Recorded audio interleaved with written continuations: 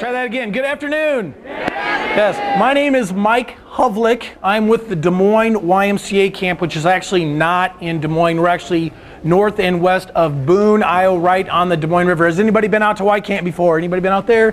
Hey, a few of you. How many of you have been on the Boone and Scenic Valley Railroad train? If you took that train ride, you went right through the middle of our camp, you would have seen our horses and our pond and our cabins and our pool. How many of you have been to Boone, Iowa? Yay, pretty part of the state. A lot of us, I see people in Boone and I think they take for granted this beautiful place that we live at. If you've never been out to Y Camp, it is most of Boone County is pretty flat. We've got a good agriculture base there because a glacier just scraped over us not so long ago. But as you're coming towards camp, all of a sudden you drop down this gigantic hill. And when you come down that hill, people always see that sign and say, hill, come on, this is Iowa. Trust me, it's a hill, right? It's a great big hill. You come down there, there's ravines all over the place. There's thousands and thousands of trees. Right down the middle is the beautiful Des Moines River. Not only is this a very pretty place, but it's of ecological significance.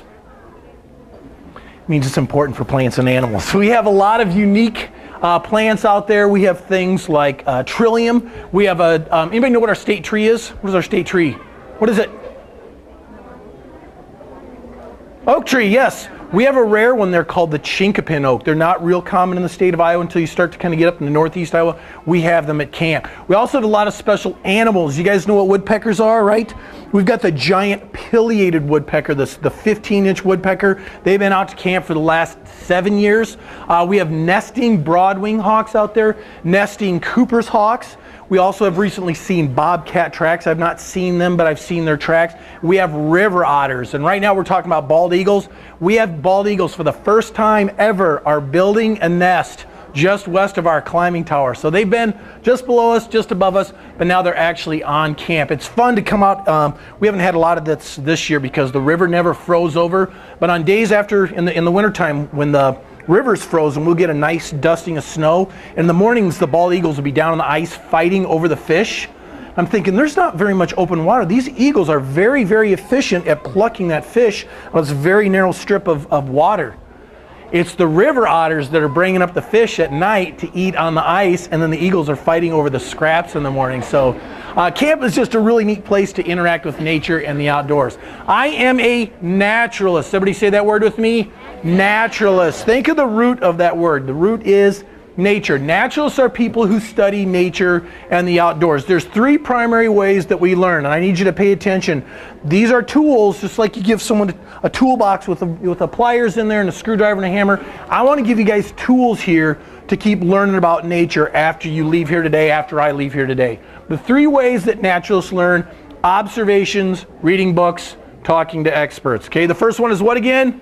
Observation. Naturalists spend a lot of time looking around. I like to look around for animal tracks. I like to go this time of the year. Stuff is already starting to pop up on the forest floor. I'm looking at the leaves and the petals, see if I can identify what kind of plants are coming up. Or I like to look at the leaves that are down on the forest floor and try and figure out what kind of tree that they came off of. I have my binoculars with me. I only stopped once on my way down. I'm sure I'll stop more on the way back, but I'm checking out birds constantly. I always carry those binoculars with me just so I can check out what's on the road there. So the first way we learn again is what? Observation. The second way we learn, reading books. Say it with me. Reading books. Yeah, if I see a bird I've never seen before, I'm going to pull out my bird book and see if I can figure out what kind of bird I'm looking at. If I find a skull from a mammal, I'm going to pick it up. I'm going to count the teeth underneath there, and there are field guides that will tell me what kind of skull I'm looking at. Or if I find a caterpillar, I'm going to scoop it up. I'm going to look at the markings on there. There's a caterpillar guide that will tell me not only what kind of caterpillar it is, but what it eats, why it's a larva, and what it's going to look like when it turns into a what? Butterfly. So the second way we learn again is doing what? Reading books. The third way we learn is talking to experts. Who do we talk to? We're always trying to find somebody who knows more than we do, and then we ask them lots and lots of questions. If I am supposed to do a bat program for 4th graders, I can go out every night and look at bats. I can read a bunch of books about bats. But if I talk to somebody who's been studying bats for 30 years, they can tell me which ones fly up high and which ones like to fly down low. Which ones migrate to the Mississippi River and which ones spend the winter in your attic. Okay, where do the males go after the female have their young? That's information I'm not going to get from my own observations or reading books. So who do we talk to again? Experts, our job then is to take all that information, we squish it into our brains, and then we turn around and teach it to people just like you, which is what I'm going to be doing today. I went to college to be a naturalist. I wasn't just one of these guys kind of stuck around at camp and didn't really have anything to do and kind of helped out with a school group here or there. I went to college to do this. I went to Iowa State, not to watch football or basketball, though we'll be watching this afternoon. I went there because there's a degree there called animal ecology, and that's a big, big word that means that I'm a naturalist. Somebody say that word again? Naturalist. When you graduate from college, they give you this very expensive piece of paper. They say, congratulations, go out in the world and do great things, okay?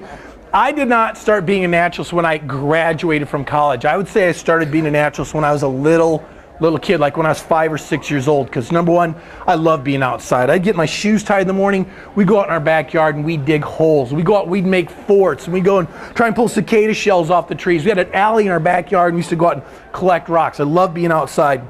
I also liked reading books about nature. What really got me into nature, dinosaur books. Dinosaur books got me into reptiles and amphibians. That got me into African animals. I got a 6-year-old, guess what he's into? Dinosaurs. He still loves them. Well, you know, they say the dinosaur phase. It's not a phase. That's good. I was also that little kid that asked lots and lots of questions, and by asking questions, what do you suppose I got? Answers. Some of you sitting out here today, in fact, my next program I'll talk about that. The fact that you're here today tells me that this stuff is important to you. You guys, many of you are already naturalists. You can do this as a career or as a hobby. How many of you love to be outside? How do you like to be outside more than playing video games? Okay, adults, look around. Here's middle management and higher. How many of you like to read books about nature and about the outdoors? How many of you have read My Side of the Mountain or Hatchet? How many of you have read Owl in the Shower or Frightful Summer? Yeah, how many of you read Hoot or Flush, those good Carl Hiaasen books? Adults, how many of you read Carl Hiaasen books? Very, very good books. How many of you like to watch Animal Planet or Discovery Channel or public television? How many of you go fishing? How many go hunting or your family goes hunting? How many of you have helped plant or harvest a garden? Or how many of you feed birds in your backyard? Good. Go ahead and put your hands down. Some of your hands went up almost every single time, and whether you have thought about it or not, you may already be a naturalist. You may decide to go to school someday and do this for a living. There are jobs out there with the Fish and Wildlife Service, with the Department of Natural Resources, with county conservation. You could be working for me. It has already happened. I have already hired some of my staff that came out to camp in 5th grade, 6th grade as a student. It's already happened. Some of you, though, will go do something else. And this is the great thing about being a naturalist, is you can choose to do this as a career or you can do this as a hobby. I got a lot of fun stuff I want to get to today, but I want to start out here, first of all, by having you use your imagination. I'd like you to close your eyes for a couple of reasons. It's going to help your imagination to get that little hamster on the wheel. I also want you to pretend that it's nighttime. It is a beautiful, crisp winter night here in Iowa, and you're out on a hike. You can be out hiking by yourself or with a friend. You're hiking in the woods, and you come across a little creek. And along this creek there are trees, not huge trees, trees that you could get your arms around. About the size, the diameter of the tree is about as big around as a dinner plate. You're looking at the stars reflecting down in the little creek, and it's cool enough that you're not freezing, but you can see your breath. And as you're sitting there along this creek, you hear this sound.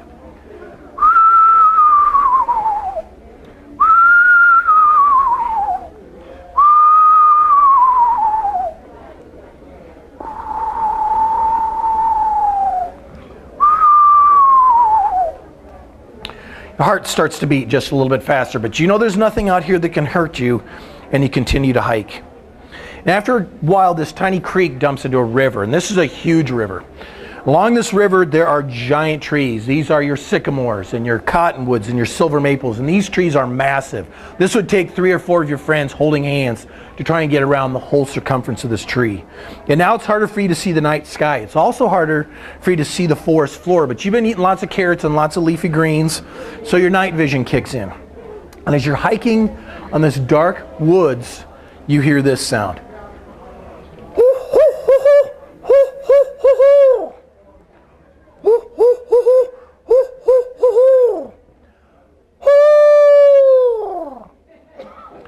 Your heart feels like it's going to jump out of your chest. But again, you know there's nothing out here that can hurt you, and you continue to hike.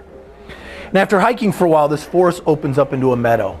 You can see for miles now. You can see the glow of a distant town. You can see the yard lights as they dot the horizon. You can see a car making its way down a lonely gravel road.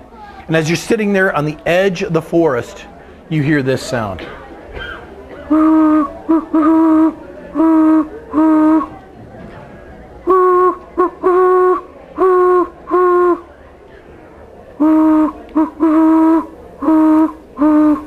Go and open your eyes. You better get this right. What were those the sounds of? Owls. Yeah, you guys saw the name of the schedule of the program there? Yeah. For extra credit, can anybody name any one of the 3 species or the 3 kinds? Don't just guess. Anybody know these? Anybody know these? What was one? Snowy owl is a good guess. We've had a lot of them down here this year. No? Anybody else? Barred owl was the second one. Anybody know what the first or the third one? Nice and loud. Barred owl was the second one. The first one? Great horned owl was the third one. Anybody know the first one? Eastern screech owl. Today we're going to talk about what makes owls so unique. You're going to get to meet a real live barred owl and find out why we have him at camp. Not right now, a little bit later. I'm going to teach you how to make those calls. So first thing, what's one of the first things you notice right away when you see one of these birds? What's one of the first things? Yes. Huge, huge eyes. This is about the size of a female great horned owl. If I kept everything in proportion and made her the same size of me, just show me with your hands how large you think the eyes would be. Just show me with your hands. Yeah, pretty good guess. The answer is the eyes would be about the size of softballs. And you don't just have one of these in your head, you have a pair of these. Okay? Actions have consequences, okay? Everybody go like this. Everybody hold your chins perfectly still and move your eyes side to side without moving your head. If you are an owl, are you able to do that? No, your eyes are fixed inside your head, and here's why. If you close one eye and cover it with your hand and wiggle that eyeball around. Feel all those muscles moving that eye around? Okay, if your eye is the size of a softball, you're going to have huge, huge muscles, and what do muscles anchor to? Bone, okay? So you're going to have this colossal skull. Are you going to be able to fly? Not even be able to walk. You're going to have to take your head for a drag. I mean, you're not going to be able to get off the ground. So owls have skipped that step. This eye stays fixed inside their head. And when they hear something, they move their whole head around. So their eyes are fixed inside their skull. Now, there's consequences for that as well. How many of you ever heard that owls can spin their heads all the way around? How many think that's true? They go all the way around. How many think false? Then probably not all the way around. How many of you don't know? Good, that's why we're here. The answer is they cannot spin their heads all the way around. They can go about 3/4 of the way around. On a 360-degree circle, how many degrees would that be? 270. That means, see if I can do this without falling off the stage. That means if I'm an owl, I can't do this. Don't look at my feet, because otherwise I would just do this. If I'm sitting on a branch, I can spin my head all the way around over here. Now, if I hear something else, I can't go any further. I got to come back around this way.